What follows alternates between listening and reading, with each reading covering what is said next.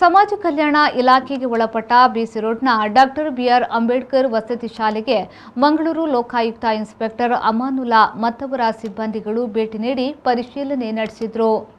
ದಲಿತ ಮುಖಂಡ ವಿಶ್ವನಾಥ್ ಚಂಠಿಮಾರ್ ಅವರ ದೂರಿನ ಮೇರೆಗೆ ಭೇಟಿ ನೀಡಿದ್ದು, ಈ ಸಂದರ್ಭದಲ್ಲಿ ತರಗತಿಯೊಂದರಲ್ಲಿ ಪಾಠ ನಡೆಯುತ್ತಿದ್ದಂತೆ ಕಿಟಕಿಯ ಹೊರಭಾಗದಲ್ಲಿ ಹಾವೊಂದು ತರಗತಿಯೊಳಗಡೆ ಪ್ರವೇಶಿಸಲು ಹವಣಿಸುತ್ತಿರುವುದನ್ನು ಕಂಡು ಅವಾಕ್ಕಾದ ಇನ್ಸ್ಪೆಕ್ಟರ್ ಅಮಾನುಲ್ಲಾ ಅವರು ಕಟ್ಟಡದ ಹೊರಭಾಗದ ಸುತ್ತ ಶುಚಿಗೊಳಿಸಲು ಪುರಸಭೆಗೆ ತಿಳಿಸುವಂತೆ ನಿಲಯ ಪಾಲಕರಿಗೆ ಸೂಚಿಸಿದರು.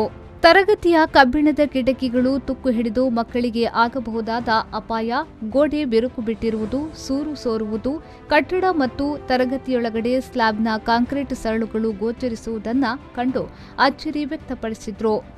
ವಸತಿ ಶಾಲೆಯ ಕಟ್ಟಡ ಶಿಥಿಲಾವಸ್ಥೆಯಲ್ಲಿರುವುದನ್ನು ಗಮನಿಸಿದ ಅವರು ಕಟ್ಟಡವನ್ನು ದುರಸ್ತಿಗೊಳಿಸುವುದು ಇಲ್ಲವೇ ಹೊಸ ಕಟ್ಟಡ ನಿರ್ಮಿಸುವ ನಿಟ್ಟಿನಲ್ಲಿ ಪ್ರಸ್ತಾವನೆಯನ್ನ ಸಲ್ಲಿಸುವಂತೆ ಸೂಚಿಸಿದರು.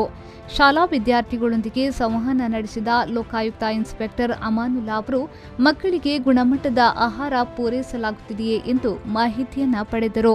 ಈ ಸಂದರ್ಭದಲ್ಲಿ ಆಶ್ರಮ ಶಾಲೆಯ ನಿಲಯ ಪಾಲಕ ಪ್ರಸಾದ್, ದೂರುದಾರ ವಿಶ್ವನಾಥ್ ಚಂಠಿಮಾರ್ ಉಪಸ್ಥಿತರಿದ್ದು ಪೂರಕ ಮಾಹಿತಿಯನ್ನ ನೀಡಿದರು.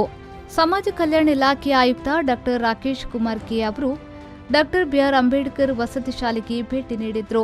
ಶಾಲೆಯ ಕಟ್ಟಡವನ್ನು ಪರಿಶೀಲಿಸಿದ ಅವರು ಈಗಿರುವ ಕಟ್ಟಡದ ಸಾಮರ್ಥ್ಯದ ಬಗ್ಗೆ ಲೋಕೋಪಯೋಗಿ ಇಲಾಖೆಯಿಂದ ವರದಿ ಪಡೆಯುವಂತೆ ಸೂಚಿಸಿದರು. ಈ ಸಂದರ್ಭದಲ್ಲಿ ಸಮಾಜ ಕಲ್ಯಾಣ ಇಲಾಖೆಯ ಉಪನಿರ್ದೇಶಕ ಸಿದ್ದಲಿಂಗೇಶ್ ಬೇವಿನಮಟ್ಟಿ, ಸಹಾಯಕ ನಿರ್ದೇಶಕಿ ಜಯಶ್ರೀ ಉಪಸ್ಥಿತರಿದ್ದರು. ಅವಿಭಜಿತ ದಕ್ಷಿಣ ಕನ್ನಡ ಜಿಲ್ಲೆಯ ಪರಿಶಿಷ್ಟ ಜಾತಿ ಪಂಗಡದ ಏಕೈಕ ವಸತಿ ಶಾಲೆಯಾಗಿರುವ ಬಿಸಿ ರೋಡ್ನ ಡಾಕ್ಟರ್ ಬಿಆರ್ ಅಂಬೇಡ್ಕರ್ ವಸತಿ ಶಾಲೆಯ ಕಟ್ಟಡದ ಶಿಥಿಲಾವಸ್ಥೆಗೆ ತಲುಪಿರುವ ಬಗ್ಗೆ ವಿ4 ನ್ಯೂಸ್ ವರದಿಯನ್ನ ಪ್ರಕಟಿಸಿತ್ತು. ಸಂದೀಪ್ ಸಾಲ್ಯನ್, ವಿ4 ನ್ಯೂಸ್, ಬಂಟ್ವಾಳ.